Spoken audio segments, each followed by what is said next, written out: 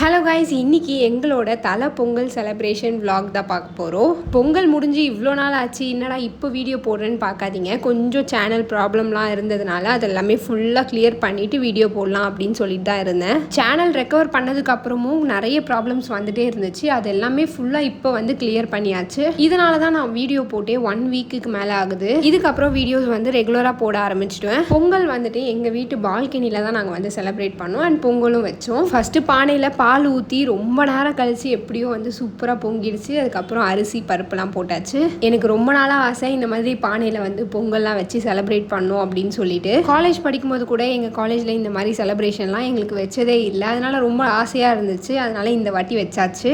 அரிசி பருப்புலாம் போட்டதுக்கப்புறம் கொஞ்சம் நேரத்துலேயே வந்து நல்லா வெந்துருச்சு. இதுக்கு நடுவுலேயே நான் வந்து வெல்லமும் கரைச்சி வச்சிட்டேன். ஸோ அதையும் வந்து பொங்கல் ஆட் பண்ணி நல்லா மிக்ஸ் பண்ணிட்டேன். அதுக்கப்புறம் முந்திரி திராட்சை வந்து நெய்யில் தாளித்து போட்டாச்சு. ஸோ அவ்வளோதான், நம்மளோட சக்கரை பொங்கல் சூப்பராக ரெடி ஆயிடுச்சு. சாமிக்கு வச்சுட்டு நாங்கள் வந்து வெளியிலே உட்காந்து சாப்பிட ஆரம்பிச்சிட்டோம். ரொம்பவே சிம்பிளாக எங்களோட தலை பொங்கல் இப்படி தான் போச்சு. உங்களுக்கு எப்படி போச்சு அப்படின்னு சொல்லிட்டு மறக்காம கமெண்ட்ல சொல்லுங்கள். பை.